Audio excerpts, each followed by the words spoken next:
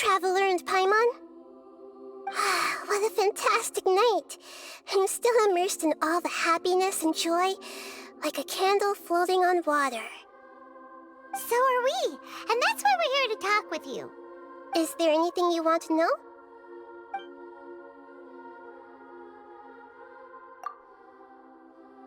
After recent events, the Akasha can no longer function as it used to.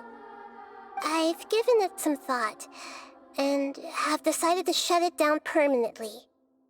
But this is definitely not a bad thing. Even from the beginning, I've been planning to shut it down. The Akasha's centralized administration of knowledge has always restrained people's curiosity and curtailed the number of paths available to them. I don't think this is good for Sumeru. Although people may initially feel a little uncomfortable with the loss of the Akasha, they will soon understand that this life is more suitable for them. And as for the future of Sumeru, I'm preparing to regain control of the academia.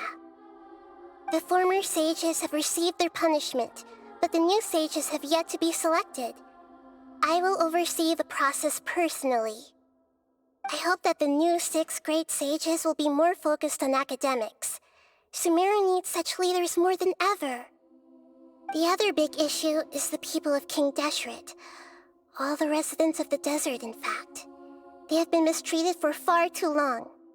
I've already taken some measures to address this. It will take some time to rebuild everything, but no matter if it's culture, friendship, or trust, we will rebuild it. You mean, what happened after the doctor put you to sleep? Not exactly. The top-ranked Fatui Harbingers, up to number 3, possess power comparable to that of gods. I was no match for him in that kind of situation. However, in spite of the bad situation, I still managed to make a fair deal with the doctor. I'm sure you remember the entity that changed your fate, the Heavenly Principles. In fact, the Heavenly Principles has been quiet since the Conria disaster 500 years ago. I used this point as leverage against the doctor. I told him that the Heavenly Principles may be awakened if I destroy the Gnosis. Although it's just a bluff, he still fell for it. I assumed that the Heavenly Principles wouldn't just stand by and let such extensive damage to its laws take place. And as for what I exchanged for the Gnosis, the exchange served as both punishment for the doctor as well as a boon of new knowledge that I couldn't refuse as the God of Wisdom. He's still in a coma. I've hidden him like how one would hide a feather. I know you have many misgivings about him, but as someone who had become a god, he has retained a number of very useful features. Don't worry, I'll keep an eye on him and make sure he doesn't do any evil. In addition, there are still some mysteries left in him. Some things may be very clear from my perspective, but he is still yet to understand them himself. His future will be determined by fate.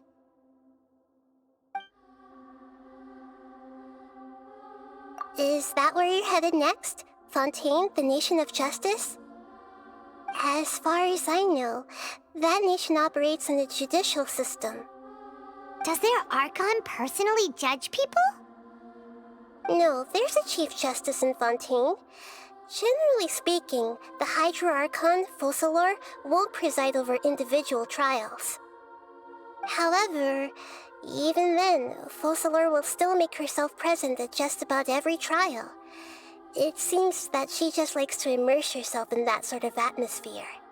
As Archon, she still reserves the right to influence the final verdict. Anyway, let's just say she's got, a very unique personality. Are you sure? Isn't there something else you haven't asked about yet? Huh? You mean... About your sister. While you were resting at Gandharvaville, I took some time to perform an Irminsul search for information on your sister. Yeah, isn't Irminsul a repository for all the information and memories of Teyvat? So there shouldn't be anything on him or his sister. This is true in your case. Irminsul indeed does not have any information on you. However, there must be something different about your sister, because as it turns out, the world has recorded information on her after all. What? There is only one possible explanation. She belongs to this world.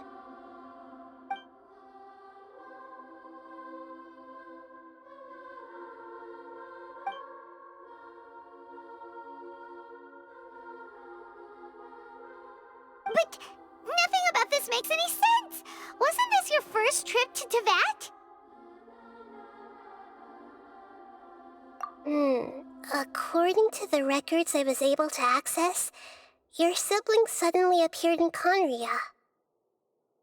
After the Conria disaster, she began her journey through the 7 nations of Teyvat. But just as her journey was about to reach its conclusion, the Irminsul records on her suddenly become fuzzy. What do you mean, fuzzy? Did something happen to her? All I know for sure is that somebody, for reasons only they can know, is deliberately obfuscating her fate. And whoever it is, if they can do that, who knows what else they're capable of. But even that wouldn't explain how she somehow comes from this world.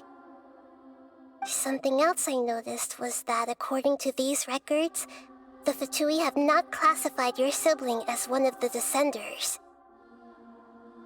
What's a Descender? Paimon's never heard of it. Look, I'm sure you must be curious about the information I received from the Fatui in return for my gnosis, right? A very important part of the intel was about this world's Descenders. External beings, ones that don't belong to this world. Traveler, you are Teyvat's 4th Descender. Huh? So the Fatui count 3 other Descenders before the Traveler, and his sister isn't even one of them? That's right. My current hypothesis is that the first Descender was likely what we now call the Heavenly Principles. As for the other Descenders, I still need to verify their existence. It could take me some time.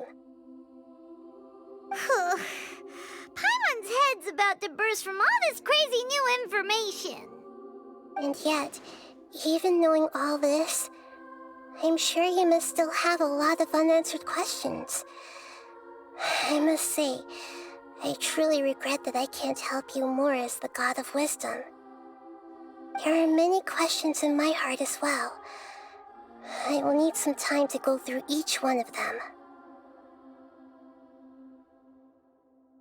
And soon, you'll also begin your journey anew and depart from Sumeru.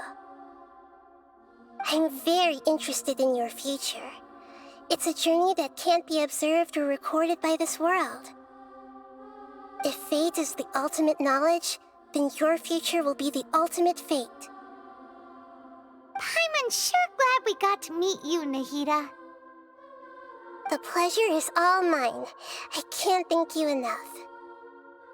Alright, that's enough talk for today. If you ever miss me, just close your eyes, and maybe I'll appear in your dreams.